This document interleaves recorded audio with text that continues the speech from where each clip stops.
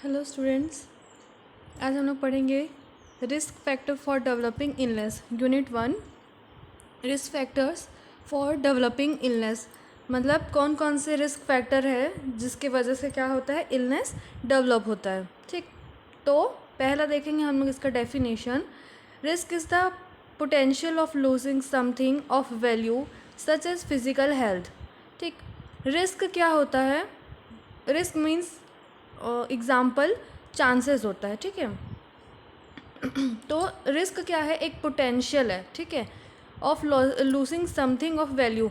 कुछ भी ऐसा चीज़ जो वैल्यूएबल है उस चीज़ को हम लोग क्या है, पोटेंशली हम लोग उस चीज़ को लूज़ कर रहे हैं, जैसे कि फ़िज़िकल हेल्थ। ठीक है, अब हमारा फिज़िकल हेल्थ क्या है? एक वैल्यूएबल चीज़ है जिसके जो क्या हो रहा है, धीरे धीरे या फिर जैसे भी कुछ कुछ कारणों की वजह से वो क्या हो रहा है, अफेक्ट हो रहा है। ठीक है, तो मतलब इसमें बताया है कि फिज़िकल हेल्थ को अफेक्ट करने के लिए ये एक रिस्क क्या है,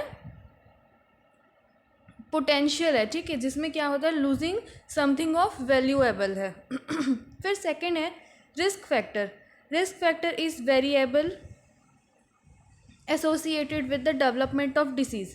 ठीक, रिस्क फैक्टर क्या होता है?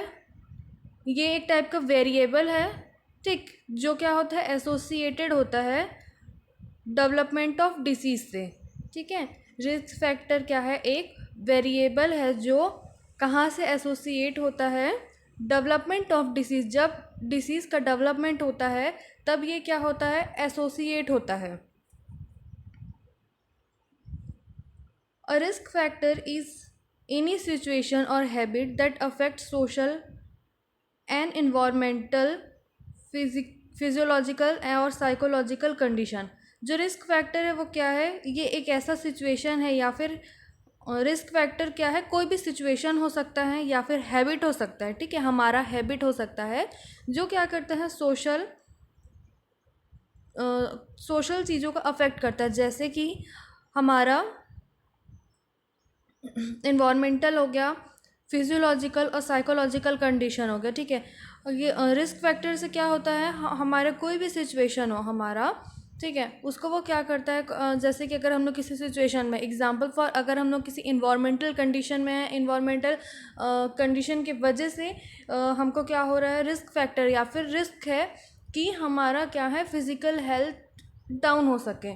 ठीक है, हम लोग कई बार ये अभी पढ़े हैं, जब factor affecting health and illness में हम लोग पढ़े हैं, तो कुछ कुछ टॉपिक्स में हम लोग पढ़े हैं कि कौन कौन से ऐसे फैक्टर रहते हैं, क्या कौन कौन से कारण हैं जिसके वजह से क्या होता है, हमको हेल्थ इश्यूज़ होने के चांसेस है या फिर हमारा हेल्थ अफेक्ट होता है।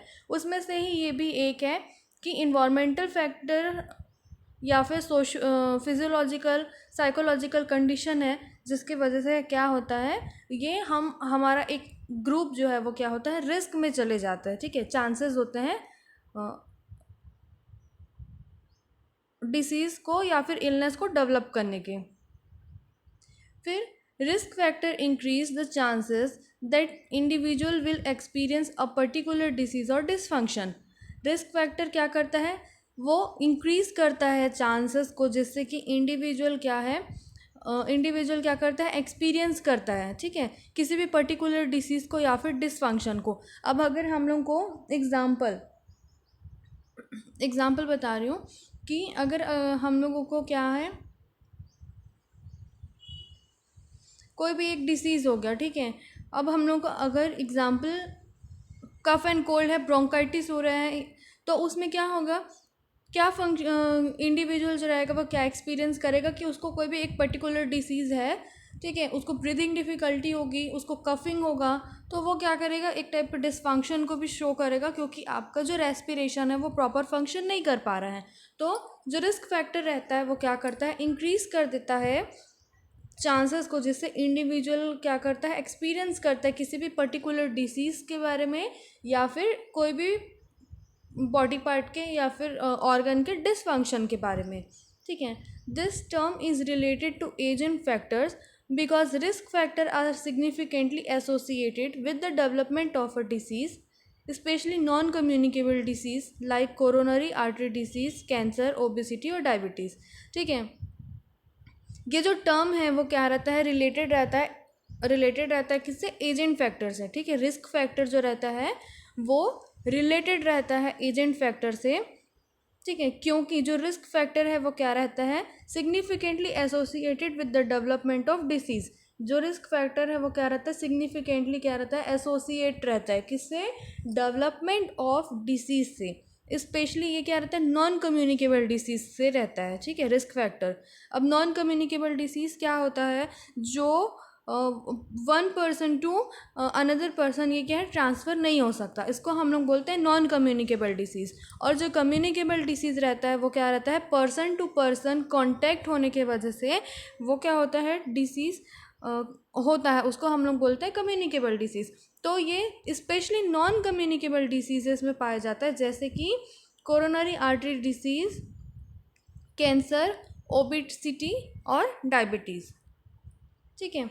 अब ये देखेंगे कि कोई कोई सा रिस्क है, सॉरी कोई कोई सा डिसीज़ है और इसके रिस्क फैक्टर क्या है। जैसे कि coronary artery disease, coronary artery disease कैसे होता है, रिस्क फैक्टर, अगर कोई भी पर्सन, ठीक है, कोई भी पर्सन क्या है, स्मोकिंग है, स्मोकिंग कर रहा है, उसका कोलेस्ट्रॉल लेवल हाई है, ओबेसिटी है, या फिर लैक ऑफ एक्सरसाइज है, या फिर टाइप 1 पर्सनालिटी है, तो उस वजह से क्या है, ये एक रिस्क फैक्टर में आता है, ठीक है, जिनके वजह से क्या है, कोरोनरी आर्टरी डिसीज़ होने के चांसेस हैं या फिर उनको हो सकता है।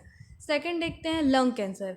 लंग कैंसर में क्या आता है, smoking, ionising radiation, asbestos, drug, air pollution, ठीक है। लंग कैंसर कैसे होता है, कोई भी पर्सन है लॉन्ग टर्म से स्मोकिंग कर रहा है, ठीक है, आयनाइजिंग रेडिएशन में है वो, या फिर एस्बेस्टस ड्रग ले रहा है, या एयर पॉल्यूशन, एयर पॉल्यूशन, इन सब चीज़ों की वजह से क्या हो रहा है, लंग्स में अफेक्ट हो रहा है, जो ये क्या कर रहा है, लंग्स को अफेक्ट कर रहा है, ठीक है। ये भी एक रिस्क फैक्टर के अंदर आता है कि अगर कोई भी पर्टिकुलर पर्सन अगर ये सारी चीज़ें कर रहा है या फिर इन सारी चीज़ों से वो गुजर रहा है तो उसको क्या है, लंग कैंसर होने के चांसेस हैं।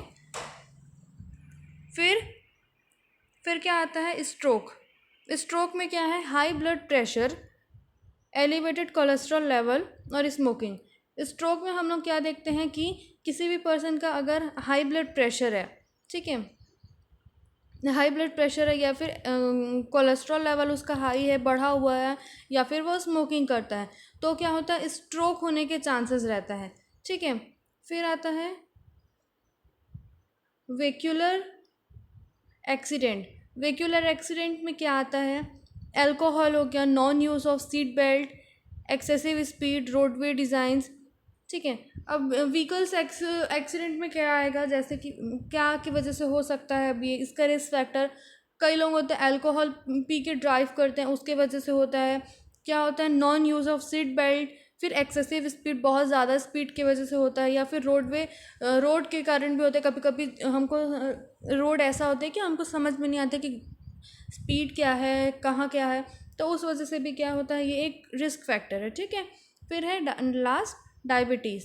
डायबिटीज़ क्या है, डायबिटीज़ कैसे होता है, ओबेसिटी की वजह से हो गया, lack of exercise, excessive food consumption, आप सिर्फ ले रहे हैं, ठीक है, ओबेसिटी हो रहा है, लैक ऑफ एक्सरसाइज हो रहा है, फूड सिर्फ आप ले रहे हैं, ठीक है, फूड कंजप्शन आप एक्सेसिव कर रहे हैं, तो उसकी वजह से क्या होता है, डायबिटीज़ होने के चांसेस हैं। तो ठीक है, आज ये देखें हम लोग कि डिसीज़ कैसे, क्या क्या डिसीज़ में कौन कौन से रिस्क फैक्टर है, वैसे ही अलग अलग डिसीज़ों के क्या होता है, रिस्क फैक्टर होते हैं। Risk group susceptible population, sorry.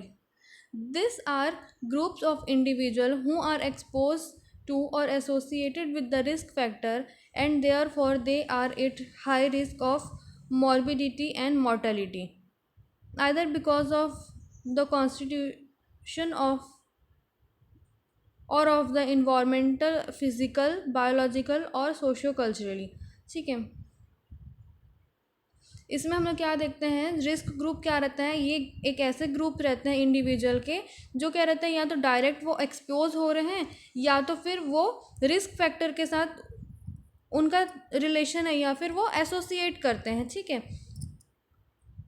And therefore they are at high risk of morbidity and mortality. इसलिए ये जो ग्रुप रहता है, मतलब कोई भी ग्रुप हो सकता है, ठीक है, कोई भी पर्टिकुलर ग्रुप हो सकता है या फिर ग्रुप ऑफ इंडिविजुअल्स हो सकते हैं। तो इसमें क्या बताया गया है कि जो लोग ज़्यादातर एक्सपोज रहते हैं, ठीक है, रिस्क फैक्टर, अगर कोई कोई से रिस्क फैक्टर है जैसे स्मोकिंग हो गया, एयर पोल्यूशन हो गया, ठीक, इन सारी चीज़ों में अगर वो क्या हो रहे हैं, एक्सपोज्ड हो रहे हैं ज़्यादा, तो उनको चांसेस होता है, या फिर अगर खुद के में अगर वो उनका बॉडी है जो रिस्क फैक्टर एसोसिएट करता है, उस वजह से क्या होता है, हाई रिस्क ऑफ मॉर्बिडिटी और मोर्टालिटी होता है। ठीक है, मॉर्बिडिटी और मोर्टालिटी का मतलब होता है डेथ रेट और इंक्रीज रेट। ठीक है,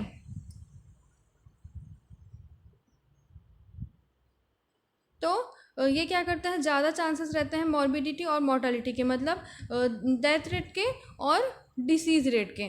ठीक है, either because of the constitution of और द इन्वायरमेंट, फिजिकल, बायोलॉजिकल, किसी भी कंडीशन की वजह से होता है। ठीक है, इन्वायरमेंटल हो गया, फिजिकल हो गया, बायोलॉजिकल, या फिर सोशो कल्चरली, कोई भी फैक्टर की वजह से ये सारी चीज़ें होने के चांसेस हैं।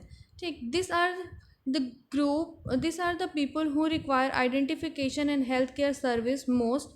This is known as risk approach. Example, children are at risk group for malnutrition, women of childbearing age are at risk group of nutritional anemia।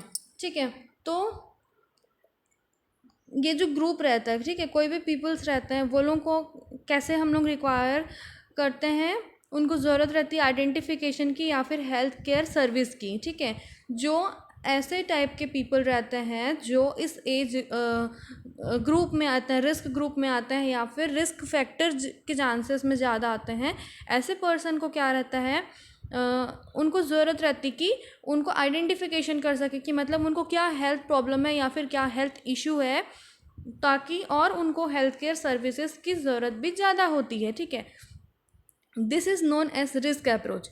इसको हम लोग क्या बोलते हैं, रिस्क अप्रोच बोलते हैं। ठीक, जैसे अब हम लोग इस रिस्क अप्रोच में कैसे ले सकते हैं इसको, मतलब हमको पता है कि ये एज के ग्रुप वाले लोगों को क्या है, पर्टिकुलर डिसीज़ या फिर पर्टिकुलर कंडीशन है जिसके वजह से क्या होगा, आगे उनको हेल्थ प्रॉब्लम होगा, या फिर इनको रिस्क फैक्टर है जिसके वजह से आगे हेल्थ को अफेक्ट करेगा। ठीक, तो ये सब क्या है, रिस्क अप्रोच के अंदर आता है। तो रिस्क अप्रोच के अंदर एग्जांपल क्या है, children are at risk group for malnutrition. ठीक है, हम लोग पर्टिकुलर एक एज ग्रुप देखेंगे, उस एज ग्रुप के अंदर जितने बच्चे हैं, ठीक है, उनको देखते हैं हम लोग कि वो एज ग्रुप के बच्चे जो हैं, उन लोग क्या है, चिल्ड्रंस को अधिकतर देखते हैं वो लोग माल न्यूट्रिशन होते हैं। ठीक है, छोटे बच्चे जो होते हैं वो माल न्यूट्रिशन होते हैं। माल न्यूट्रिशन मतलब होता है अंडर नरिश। ठीक है, जितना उनको बॉडी में रिक्वायरमेंट है, बॉडी को रिक्वायरमेंट है उनके न्यूट्रिशन की, उनको प्रॉपर डाइट का, या फिर उनको जो भी प्रॉपर न्यूट्रिएंट रहता है, न्यूट्रिशन रहता है एक बॉडी के लिए, हमारे जितना भी फूड रहता है, वो सारी चीज़ें उनको प्रॉपर नहीं मिल पा रही। ठीक है, तो वो आता है माल न्यूट्रिशन में। ठीक, अंडर न्यूट्रिशन, तो ऐसे चिल्ड्रंस को देखते हैं। फिर आता है women of child bearing age are at risk group for nutritional anaemia. ठीक है, अब हम लोग देखेंगे ऐसे वुमेन को देखेंगे जो क्या है, चाइल्ड बेयरिंग एज में है। ठीक, क्योंकि चाइल्ड बेयरिंग एज में जब वुमेन्स रहती हैं तो वो क्या है, एक टाइप का ये भी एक रिस्क ग्रुप होता है। ठीक है, जिसमें क्या होता है, न्यूट्रिशनल एनीमिया होने के चांसेस होते हैं, क्योंकि प्रॉपर ना तो उनको न्यूट्रिशन पहुंच रहा है, फिर ना तो उनको प्रॉपर क्या हो रहा है, उनको एक बैलेंस डाइट मिल रहा है। ठीक है, जितना उनको न्यूट्रिशन लेना चाहिए, जितना उनके बॉडी के लिए डबल उनको as a child bearing age में उनको क्या है, डबल चीज़ों की ज़रूरत है न्यूट्रिशन की, तो उनको वो सारी चीज़ें नहीं मिल पा रहा है। तो ये क्या हो ये भी एक क्या है, रिस्क ग्रुप के अंदर आता है। ठीक है, the following are the risk group depending upon the situation. ठीक है, फॉलोइंग ये सारे हैं जो रिस्क ग्रुप डिपेंड करता है सिचुएशन के ऊपर। पहला है फिजिकल सिचुएशन। फिजिकल सिचुएशन में क्या देखते हैं, poor living condition, overcrowding, lack of sanitation. Physical में कैसे होगा, ठीक है। अगर आपका पुअर लिविंग कंडीशन पुअर है, ठीक, ओवर क्राउडिंग है, मतलब ओवर क्राउडेड एरिया में अगर आप रह रहे हैं, तो वहाँ से क्या होगा, पर्सन टू पर्सन क्या होगा, चांसेस हैं, या फिर आपको ओवर क्राउडिंग की वजह से भी क्या होगा, ये एक कंडीशन हो जाएगा। ठीक है। फिर लैक ऑफ सैनिटेशन। फिर नेक्स्ट आता है बायोलॉजिकल सिचुएशन। ठीक है। बायोलॉजिकल सिचुएशन में हम लोग देखते हैं age wise, sex wise, means gender wise, या फिर फिजियोलॉजिकल स्टेट और जेनेटिक फैक्टर। ठीक है। तो इसमें एज वाइज देखेंगे, LBW मतलब लो बर्थ वेट। ठीक, LBW मीन्स होता है लो बर्थ वेट। तो जो low birth weight new borns हैं, इन्फेंट हो गया, टोडलर्स है, एल्डर हो गया, तो इन लोगों, ये लोग क्या है, अलग अलग रिस्क ग्रुप में आते हैं। ठीक है। इनका अलग अलग ग्रुप है जो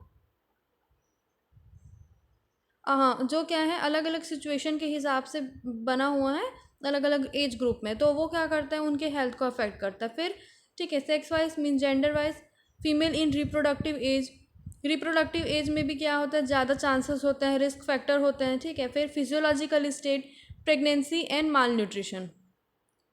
फिजियोलॉजिकल स्टेट में हम लोग देखते हैं प्रेगनेंसी, प्रेगनेंसी में भी क्या होता है, ज़्यादा चांसेस रहता है, क्या रिस्क फैक्टर रहता है, या फिर ये लोग रिस्क ग्रुप में रहते हैं जिसको हेल्थ प्रॉब्लम ज़्यादा हो सकता है। ठीक है। फिर जेनेटिक फैक्टर देखेंगे, स्ट्रॉन्ग फैमिली हिस्ट्री।